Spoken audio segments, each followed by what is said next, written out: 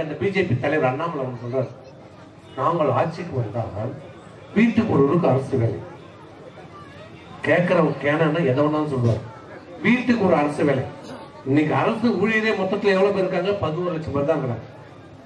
அரசு வேலையே அவ்வளவுதான், 11 லட்சம் 12 லட்சம் தான். அப்போ வீட்டுக்கு ஒரு வேலைன்னா எவ்வளவு பேர் கொடுக்கணும்? குடும்ப அட்டை எத்தனை பேர் இருக்குது? 2,24,00,000 குடும்ப அட்டை இருக்குது. இப்ப அண்ணாமலை சொன்ன மாதிரி எவ்வளவு பேருக்கு வேலை கொடுக்கணும்? 2,24,00,000 பேருக்கு வேலை கொடுக்கணும்.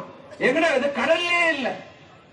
இந்த ஜாமீன் கேப்பாப்பார் ஒரு பத்துல வடிவேலுக்கு, அந்த ஜாமீன் மீன் கடல்லே இல்லை. அது மாதிரி வேலை 2 கோடி பேருக்கு எங்க இருக்குது? அரசு வேலை எங்க இருக்குது? சொல்லு. யாரை ஏமாத்த பார்க்கிறேன்? பித்தலாட்ட வேலை. கோயில் கட்டிட்டா, ராமர் கும்பிட்டா 3000 சோறு வந்துருமா? இன்னைக்கு உணர்வுகளை தூண்டி, உணர்ச்சிகளை தூண்டி மக்களை பிளவுபடுத்த பார்க்கிறது.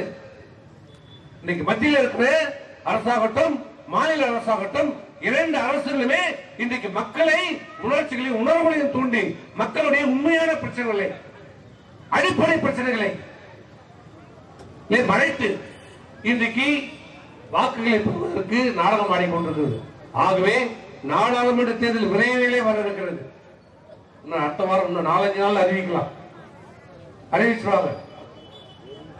5 வருஷம் ஆச்சு இந்த திண்டிய விழுப்புரம் நாடாளுமன்ற தொகுதி உறுப்பினர். என்னைக்கா வந்திருக்காரா? ஒரு நாள் வந்திருந்தா சொல்லுங்க.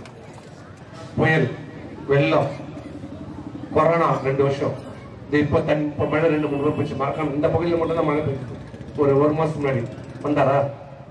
ஒரு ஆறுதல் எதுவும் தர வேண்டாம். உங்களுக்கு ஆறுதல் சொல்லி இருக்கிறாரா?